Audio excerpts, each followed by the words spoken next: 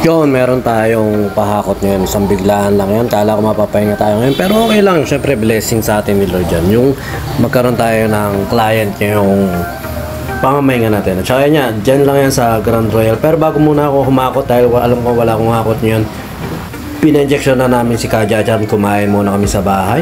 Food trip kami konti nila mami. At ito na nga, bigla may tumawag nga sa atin. At ito na nga ang ginawa natin. Isang biyaheng mabilis. Nandiyan na kami sa Grand Royal, Malolos. At buti na lang, malaking tulong talaga ang Waze. Kung wala ang Waze, Google. Kung wala ang Google, nanatoka pa, paano mo tutuntunin yung mga bahay na ganyan sa subdivision? Puro tanong ang gagawin mo eh. Minsan niya hindi rin alam ng mga pinagtatanungan natin. Pero yun, maraming salamat sa Google nga. At isang mabilis lang, nandiyan na kami sa may pagkukuhanan. Ilang piraso lang yan, 2 sopa na ganyan at saka isang papag. At ito pinamimigay na nila ma'am yan at inuwi na rin namin yan. Pero hindi ko rin alam kung saan ko dadalhin, kaya ang ginawa ko na lang, binigay ko na lang din kila ano pangalan na to, kila Bongbong. At parang tinapon lang din nila Bongbong kasi nga wala rin paggagamitan. At ang pinakinabangan lang nila dyan eh yung mga bakal na pinamigay ni ma'am. Yung mga basura kasi na iba tao, syempre napapakinabangan. At yun, binenta nga ng 2 bata yung mga bakal-bakal. Kahit pa paano raw kumita yata ng 150, parang gano'n, hindi ko, 160 yata. Malaking bagay na yun.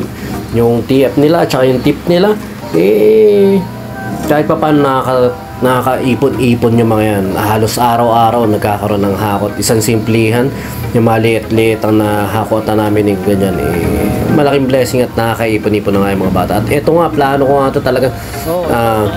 Ipapost ko dapat. Plano ko nga ibenta eh. Kasi sayang din yung mga ganyan. Tsak may makikinabang dyan eh. Pero yun tinamad na ako. Hamon na nga kakawat. Eto na nga. Yan, sinakay na nga rin namin. Dahil sila ma'am nga, eh, parang kalat na lang kila ma'am yan. Pero sa ibang tao nga, pwede pang pagpakinabangan yan. At yung client natin yan, eh, yung client natin na pagdadalan, eh, napakabait din kausap at okay din. Masarap din kasi ang kakwentuhan kasi nagkakwento kami nung nagbababa na sila. At nagbababa na sila, Jimwell. At ito, nasa Malolos na kami pabalagtas. Pero may tinuro na daan ng Google na sa cruise na kami nagdaan pabalagtas. Pero kung mas nalaman ko na Santol Papande, mas madali alam ko na yung daan eh. Kaso nga lang, mas sinunod ko pa rin yung Google kung saan naman din kami pinadaan na mas may alam ako mismo na mas madaling daan. Pero yun yan, isang mabilis lang naman to. At yun yan, maraming salamat syempre sa patuloy na pagtangkilik nyo po sa pahakot pasakay.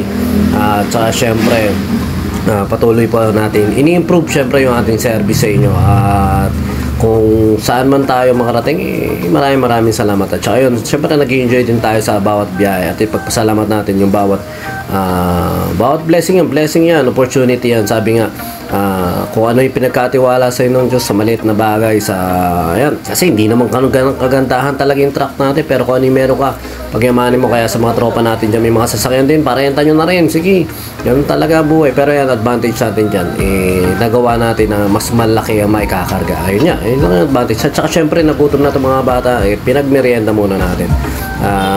Dahil nga, syempre, parang late na rin kami, parang 12 na rin kami umalis. Ayun lang, basta maraming salamat sa mga nagiging client natin dyan. At patuloy kaming magpapasalamat sa inyo, lalo na sa mga nagsishare sa like at nagsusubscribe sa ating pahakot po sa kaya. At saka syempre, Bijam Lights and Sounds, maraming salamat po.